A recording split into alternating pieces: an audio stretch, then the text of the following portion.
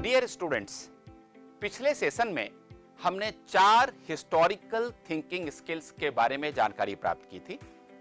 आज एक case study के माध्यम से हम इस बात को समझने की कोशिश करेंगे कि पास्ट के किसी भी हिस्टोरिकल इवेंट को इन 4 हिस्टोरिकल थिंकिंग स्किल्स को यूज करते हुए किस तरह से समझा जा सकता है। और आज का जो हमारा टॉपिक है वो है वाज गैलीलियो अ हेरेटिक। यहां हेरेटिक शब्द का मतलब समझना बहुत जरूरी है। कोई भी व्यक्ति जो धर्म के एस्टेब्लिश्ड नॉर्म्स के विरुद्ध काम करता है या उसके ओपोजिशन में कुछ बोलता है तो ऐसे व्यक्ति को हम हेरेटिक कहते हैं। अब सवाल यह है कि क्या गैलीलियो हेरेटिक था या नहीं था। तो इस बात को समझने से पहले हम अपने सोलर सिस्टम के मॉडल को समझते हैं। शुरुआत में सोलर सिस्टम के मॉडल को जियोसेंट्रिक माना जाता था। इसका मतलब यह हुआ कि लोग मानते थे कि हमारी जो पृथ्वी है वो सेंटर में है और बाकी जितने भी ग्रह उपग्रह हैं वो पृथ्वी के चारों ओर चक्कर लगाती है।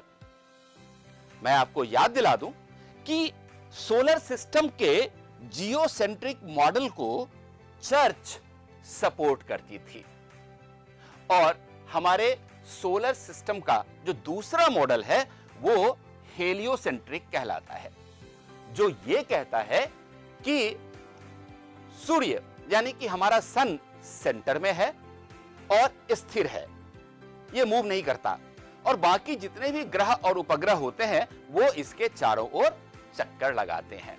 अब जब हमने सोलर सिस्टम के दोनों मॉडल्स को समझ लिया तो अब यह समझना बहुत जरूरी है कि यूरोप में प्रायः 15th सेंचुरी के आसपास चर्च लोगों को यह समझाती थी कि देखो हमारी दुनिया जियोसेंट्रिक है, यानी कि सोलर सिस्टम के बीच में क्या है, पृथ्वी है और ये स्थिर है, ये मूव नहीं करती।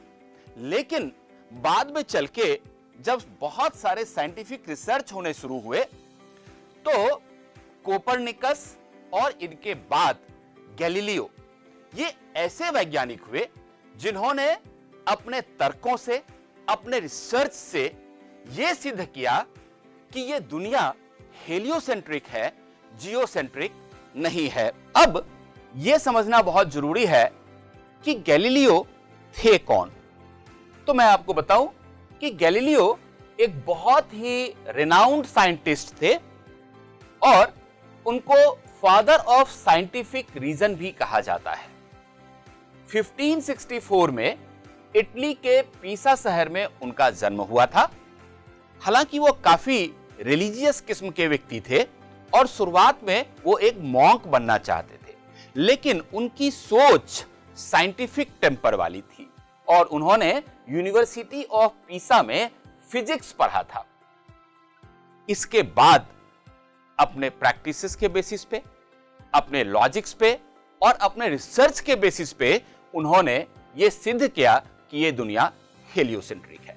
हालांकि इसका खामियाजा उनको भुगतना पड़ा, क्योंकि 1633 में चर्च ने इस बात के लिए कि आप एक हेरेटिक हैं, क्योंकि आप ये कहते हैं दुनिया को कि सोलर सिस्टम जियोसेंट्रिक नहीं है, हेलियोसेंट्रिक है, जो कि बाइबल के अनुसार गलत है, उन्हें हाउस अरेस्ट में डाल दिया जाता है और हाउस अरेस्ट में रहते हुए ही 1642 में उनकी मृत्यु हो जाती है। यह जो डेवलपमेंट है जियोसेंट्रिक से हेलियोसेंट्रिक तक, इसको समझने के लिए एक टाइमलाइन देख लेते हैं। सबसे पहले अगर हम 1545 देखें तो यहां चर्च एक नियम बनाती है कि दुनिया के बारे में, सोलर सिस्टम के बारे में बाइबल का जो इंटरप्रिटेशन है वो फाइनल है। और इसके बाद ही 1564 में गैलीलियो का पीसा में जन्म हुआ। 1609 में गैलीलियो एक टेलीस्कोप बनाते हैं और अपनी सोच का, अपने रिसर्च का दुनिया में प्रचार प्रसार करना शुरू करते हैं, जिसमें वो ये बताते हैं कि ये दुनिया हेलियोसेंट्रिक है। नतीजा ये होता है कि 1615 में उनको चर्च की तरफ से ये वार्निंग दी जाती है कि इस तरह के थियरी का प्रचार प्रसार करना वो बिल्कुल बंद करें, और 1616 ईस्वी में पूरी दुनिया के अंदर चर्च के विरुद्ध जितनी भी बुक्स लिखी जाती हैं जो कि दुनिया को हेलियोसेंट्रिक बताती हैं, उनके ऊपर बैन कर दिया जाता है। और इसी समय 1632 में गैलीलियो ने अपना एक रिसर्च पेपर पब्लिश किया जिसमें यह कहा गया था कि हमारा सोलर सिस्टम हेलियोसेंट्रिक है।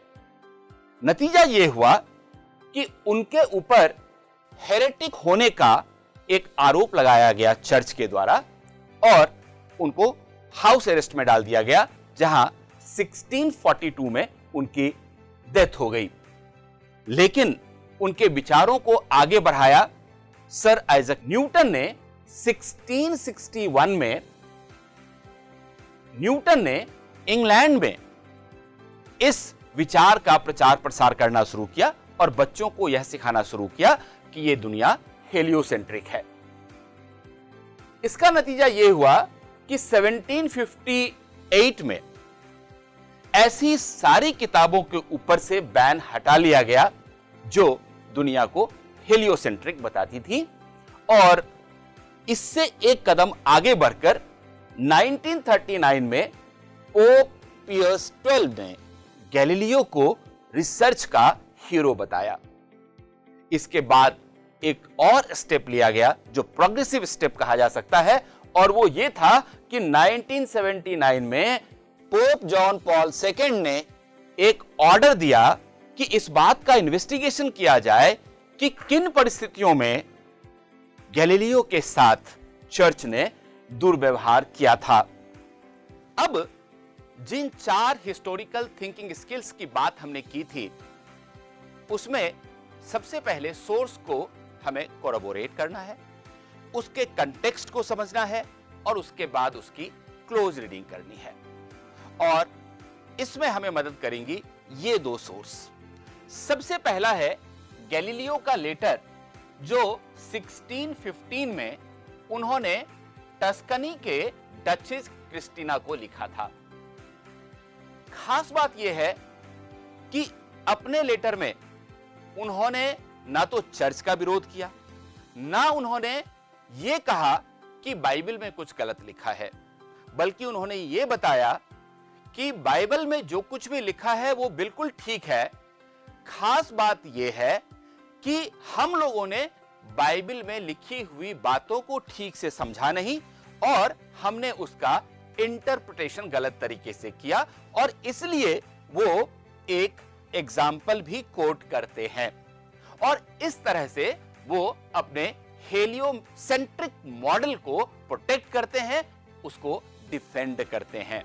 लेकिन अगला जो सोर्स है ये आप देखिए, ये कार्डिनल बेलारमाइन ने लिखा था और चर्च की सोच को उन्होंने प्रोटेक्ट करने की, उसको डिफेंड करने की कोशिश की थी अपने एक लेटर में जो उन्होंने पाओलो एंटोनियो फॉस्कारिनी को लिखा था।